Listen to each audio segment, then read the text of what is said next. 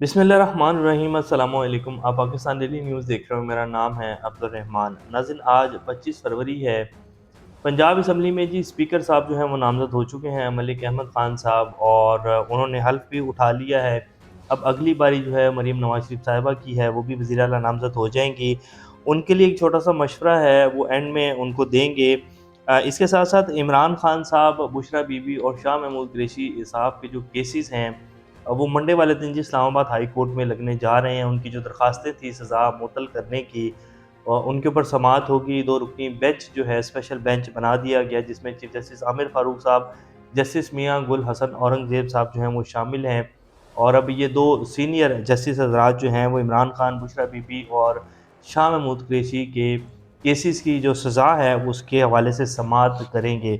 इनमें क्या होने जा रहा है इन केसेस में, इमरान खान साहब कब तक बाहर आ जाएंगे, इस हवाले से कुछ तफसीलात आपके सामने रखेंगे।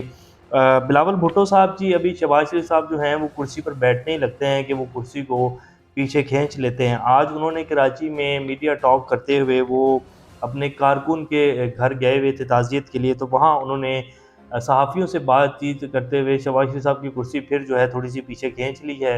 वो कैसे खींची है, उन्होंने क्या बयान दिया, अक्लमंद आदमी के लिए वैसे इशारा ही काफ़ी होता है। और उन्होंने ये भी बता दिया मीडिया में बात करते हुए कि वो दिल से क्या चाहते थे, उनके वालिद मोहतरम ने उनसे क्या करवाया है और उनके जो वालिद मोहतरम हैं उन्होंने उनसे क्या करवाया है। और बिलावल भुट्टो साहब जो हैं और पीपल्स पार्टी जो है वो किसी भी टाइम शहबाज शरीफ साहब की कुर्सी जो है वो पीछे से खींच लेंगे और उनको पता भी नहीं चलेगा। तो शहबाज शरीफ साहब जो हैं वो जितनी भी देर के लिए वज़ीर-ए-आज़म बनेंगे वो हवा में ही रहेंगे। जैसे ही वो कुर्सी पर बैठने लगेंगे, बिलावल भुट्टो साहब जो हैं वो कुर्सी पीछे से खींच लेंगे। उन्होंने क्या फरमाया है वो आपके सामने रखेंगे। और कुछ अहम अपडेट्स हैं। लाहौर हाई कोर्ट बार का इलेक्शन हुआ है, जिसमें पीटीआई के हमायत याफ्ता जो रहनुमा हैं, वकील हैं, वो जीत गए हैं। वो आपके सामने रखेंगे उन्होंने कितने वोट लिए हैं, और जो दूसरी तरफ कैंडिडेट थे उनको किस किस की हमायत हासिल थी, कितने वोट उन्होंने लिए हैं, वो भी तफसीलात आपके सामने रखेंगे। इससे पहले अगर आप लोगों ने चैनल को सब्सक्राइब नहीं किया तो रेड बटन को प्रेस कर लें और बेल आइकॉन को भी प्रेस कर लें, ताकि लेटेस्ट अपडेट्स आप लोगों को मिलती रहें। ये जो हमारा ताल्लुक है ऐसे ही जुड़ा रहे। सबसे पहले जी बात कर लेते हैं कि इमरान खान, बुशरा बीबी और शाह महमूद कुरैशी के जो केसेस और जो उनको सज़ा दी गई है, 25-25, 26-26 साल की सज़ाएँ सुना दी गई हैं। इमरान खान साहब का साइफ़र केस हो तो उसके हवाले से सुप्रीम कोर्ट के जो रिमार्क्स हैं और जो ज़मानत दी गई थी सुप्रीम कोर्ट में इमरान खान को, उसमें जो रिमार्क्स आए थे वो आप सब लोगों ने देखे होंगे कि सुप्रीम कोर्ट ने कहा था कि ये कैसे, किन बुनियादों के ऊपर ये केसेस बनाया गया है और क्यों जो है वो ज़मानत नहीं दी जा रही, क्या है इस केस में, क्या चीज़ है, क्या सबूत हैं आप लोगों के पास, जो जो आपने ऑफिशियल सिगरेट एक्ट लगाकर सजाएँ और जो कुछ आप कर रहे हैं, ये तो बनता ही नहीं है, इस चीज़ का केस ही नहीं है। इमरान खान वज़ीर-ए-आज़म था और आइन उनको इस चीज़ की इजाज़त देता है कि अगर वज़ीर-ए-आज़म ही किसी साज़िश का पर्दा नहीं चाक करेगा कौम के सामने, तो फिर कौन-सा ऐसा जो है वो पाकिस्तान में आप कह लें कि ओहदा है जो पाकिस्तानी अवाम को बताएगा, या कोई प्राइम मिनिस्टर से भी ऊपर ओहदा है जिसको आइन ये इस चीज़ की इजाज़त देगा कि अगर आपके मुल्क में कोई साज़िश हो रही है तो वो उसने बतानी है। तो वज़ीर-ए-आज़म को जब इस्तेहक़ाक़ है इस चीज़ का, आइन उसको इजाज़त देता है, तो फिर तो ये केस बनता ही नहीं है। तो सुप्रीम कोर्ट ने ये कहकर जो है इमरान खान को ज़मानत दी थी।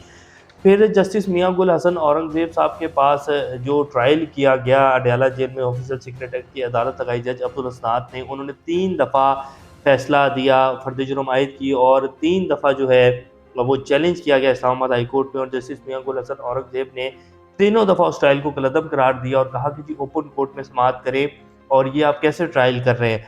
तो अब जब ये केस उनके सामने जाएगा और दूसरी तरफ चीफ जस्टिस आमिर फ़ारूक साहब हैं, तो कैसे इस केस में जो है ये सज़ाएँ मुअत्तल नहीं होंगी। ये बेबुनियाद केसेस हैं, इनमें कोई, और फिर सबसे बड़ी बात कि जितनी भी सज़ाएँ सुनाई गई हैं उनमें इमरान खान साहब का जो बयान है वो लिया ही नहीं गया, जो कि उनको आइन इजाज़त देता है। तो जज साहब ने जो फैसला सुनाया, तो बेसिकली साइफ़र केस हो या तोशाखाना केस हो जिसमें इमरान खान साहब को सज़ाएँ दी गई और शाह महमूद कुरैशी को, तो जिन जज साहब ने वो सज़ाएँ दी, अबुल हसनान साहब ने, उन्होंने जानबूझकर उसमें लूप होल रखा था कि इमरान खान, उनको पता था कि ये केस जो है वो जब ऊपर वाली अदालतों में जाएगा तो ये उड़ जाएगा, ये बेबुनियाद केसेस हैं। तो लाज़मी बात है, ये इस्लामाबाद हाई कोर्ट में अगर फ़र्ज़ कर लेते हैं 1% ये आप कह लें कि जी उनसे रिलीफ़ नहीं मिलेगा इस्लामाबाद हाई कोर्ट में, तो सुप्रीम कोर्ट में जब ये केस जाएगा तो आइन और कानून के मुताबिक ये सारी की सारी सज़ाएँ जो हैं इनको कलअदम करार दे दिया जाएगा। ये बेबुनियाद केसेस हैं। इमरान खान साहब हों, शाह महमूद कुरैशी और बुशरा बीबी हों, ये तीनों अशख़ास जो हैं वो जल्द रिहा हो जाएँगे। तो ये बेबुनियाद केसेस हैं जी, ये सिर्फ़ और सिर्फ़। और फिर जैसे फ़ैसले दिए गए, जिस तरह सज़ाएँ दी गईं, इनसे साफ ये पता चल रहा था कि ये सिर्फ़ और सिर्फ़ इलेक्शन से पहले अवाम को मुतनफ़िर करने के लिए और अवाम को बताने के लिए कि जी जिसके पीछे आप भाग रहे हो उसके कारनामे ये हैं और वो ये कुछ करता रहा है। तो बेसिकली अवाम को जो है बदगुमान करने के लिए इतनी स्पीड में जो है सज़ाएँ दी गईं, लेकिन उसका फ़ायदा कोई नहीं हुआ। अब जी बिलावल भुट्टो साहब जो हैं, आज उन्होंने कराची में वो उनके कारकुन शहीद हो गए थे। कराची के 12 साला शहीद कारकुन के अहले खाना से वो ताज़ियत करने के लिए गए और वहाँ उन्होंने मीडिया टॉक करते हुए जो फरमुदात फरमाई हैं शहबाज शरीफ साहब के लिए, उन्होंने कहा है कि इमरान खान ने शहबाज शरीफ के मुकाबले में अपना वज़ारत उज़्मा का उम्मीदवार ना लाने का फ़ैसला किया है। अब इससे उन्होंने ये भी तासुर दिया कि इमरान खान तो उम्मीदवार ही नहीं लाया, अगर इमरान खान उम्मीदवार ले आते या हमारे साथ वो डील कर लेते या हमारे साथ चलते तो हम इमरान खान को वोट डालते और उनके उम्मीदवार को वोट डालते। शहबाज शरीफ साहब को तो हमें मजबूरी में वोट डालना पड़ रहा है। और फिर साथ उन्होंने ये भी कहा क्योंकि उनके पास नंबर्स पूरे नहीं थे और इमरान खान तो अपना उम्मीदवार ही नहीं लाए। तो उन्होंने बेसिकली ये बता दिया कि जो शेर अफजल मरवत कह रहे थे कि पीपल्स पार्टी तो जो है वो बड़े मुख्तलिफ तरीक़ों से हमारे साथ राब्ते में है कि किसी न किसी तरीके से इमरान खान जो है हमारे साथ चलने के लिए तैयार हो जाए, हम तो पीएमएलएन को मुँह लगाने को तैयार नहीं है। लेकिन खैर उन्होंने बता दिया है कि जी इमरान खान तो अपना उम्मीदवार है। फिर उन्होंने ये भी कहा कि अगर शहबाज शरीफ वज़ीर-ए-आज़म बनने जा रहे हैं तो वो हमारा और पीटीआई का शुक्रिया अदा करें।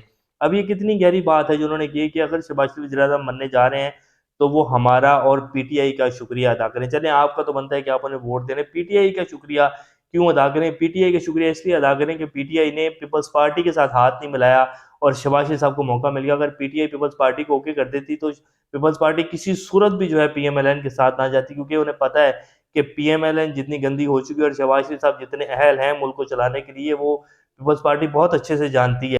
और फिर पीएमएलएन ने जो पिछले 2 साल में किया है उसके बारे में जो तनकीद बिलावल भुट्टो साहब करते रहे हैं, ये तो मजबूरन उनको पीएमएलएन के साथ जाना पड़ा है। अगर इमरान खान उनके साथ होते और उनको ओके कर देते तो कभी भी जो है वो पीएमएलएन का साथ ना देते। तो शहबाज शरीफ साहब की कुर्सी जो है वो 2 महीने रहे वज़ीर-ए-आज़म, 6 महीने रहे, या साल रहे, 1.5 साल रहे, 2 साल रहे या 5 साल रहे, उनकी जो कुर्सी है वो बिलावल भुट्टो साहब उनको टिकने नहीं देंगे, उसके ऊपर बैठने नहीं देंगे। वो जैसे ही बैठेंगे उनको डर ही लगा रहेगा कि पीछे से कहीं बिलावल जो है वो कुर्सी मेरी खींच ना ले।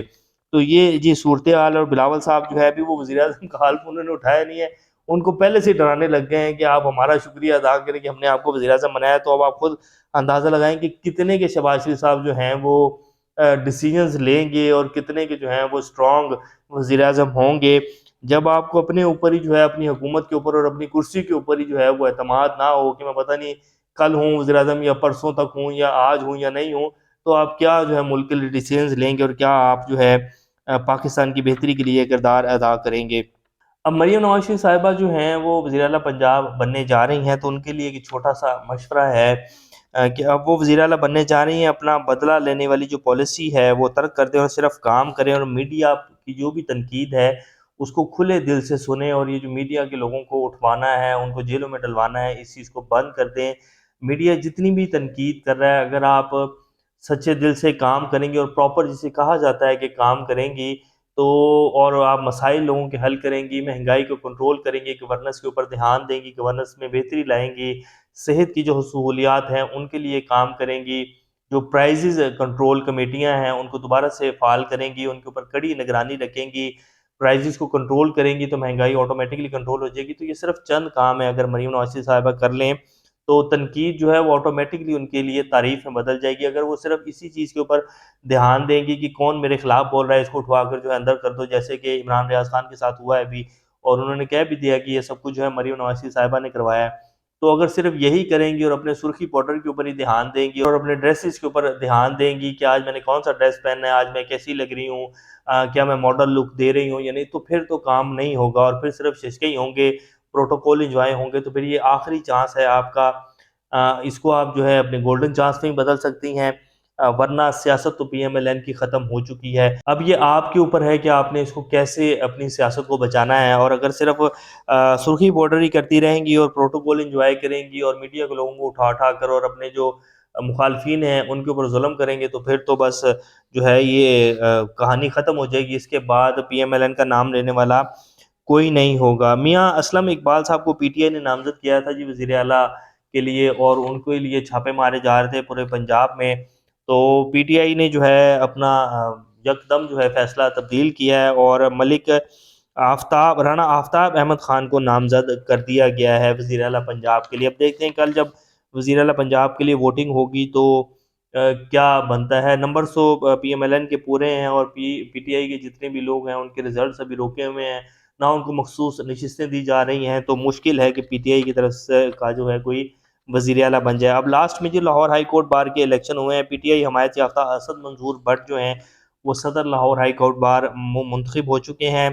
नून लीग पीपल्स पार्टी काफली के हमायत याफ्ता साकिब अकरम गोंदल जो है वो हार चुके हैं। असद मंजूर भट्ट को 6195 वोट पड़े, जबकि साकिब अकरम गोंदल जो है उन्होंने 5768 वोट जो हैं वो हासिल किए हैं। तो लाहौर हाई कोर्ट बार के जो सदर हैं वो भी पीटीआई के मुंतखब हो गए हैं। तो पीएमएलएन बड़े जी मुश्किल हालात हैं उनके लिए सियासत करना, और परफॉर्मेंस दिखाएंगे और कुछ करेंगे तो ही सियासत बचती है, वरना पीएमएलएन के बहुत बुरे हाल हैं जी। और इनकी सियासत जो है बिल्कुल तबाहकुन सूरत हाल में दाखिल हो चुकी है और अब इनके पास चांस भी ज़्यादा नहीं है, ये लास्ट चांस है। तो देखते हैं कि अब पीएमएलएन और मरीम नवाज शरीफ साहिबा जो हैं वो कैसे अपनी सियासत को और अपनी पार्टी को बचाती हैं। अभी तक के लिए इतना ही। अपना और इस तरह का ख्याल रखिएगा। अल्लाह हाफिज़।